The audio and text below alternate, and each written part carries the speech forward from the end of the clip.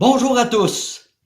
Aujourd'hui encore, on va analyser deux matchs afin de bien comprendre comment fonctionne notre énergie.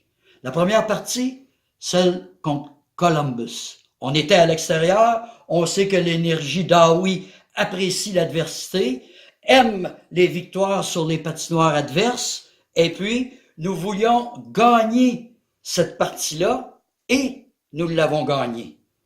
Nous voulions que les défaites sur cette patinoire soient cassées et puis on a réussi. On a entendu parler, les commentaires étaient « Ah, Columbus, on perd depuis tant de temps, ça fait longtemps qu'on n'a pas eu de victoire. » Eh bien, on s'alimente de cette énergie-là, nous autres. Ah, c'est sûr, au niveau des commentaires, on a eu « Ah, on a été chanceux, on a été opportuniste. » C'est vrai, mais c'est ça, l'énergie d'Aoui, c'est ça, l'énergie du courant d'énergie du mouvement de la Sainte Flanelle. Faut bien le comprendre, ce mouvement d'énergie-là. On est un mouvement indépendant. Nous, on voulait avoir une victoire. On l'a eu.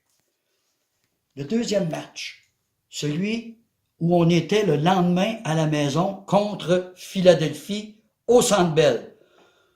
D'abord, au Centre Bell, j'ai pas vu de signe apparent que notre énergie était présente, malgré que nous, dans chacun de nos petites demeures, on est là puis on veut travailler.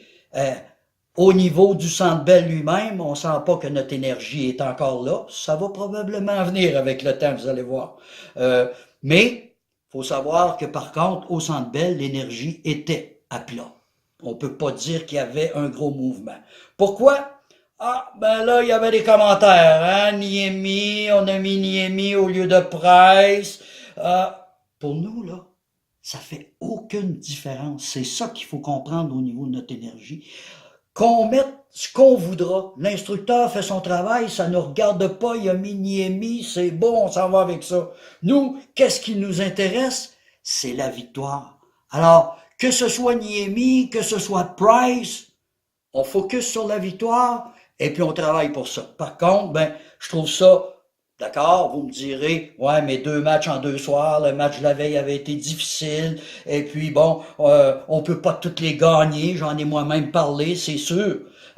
Bon, mais en quelque part, c'est dommage de travailler fort la veille pour gagner 2 points, et puis les perdre le lendemain de cette façon-là, parce que on aurait pu les battre, Philadelphie. Mais notre énergie n'était pas là, on était influencé par des commentaires, c'est ce que j'ai ressenti, et puis on n'a pas eu de victoire. Bon, ben, faut pas se laisser influencer. Notre mouvement, le mouvement de notre énergie est un mouvement indépendant.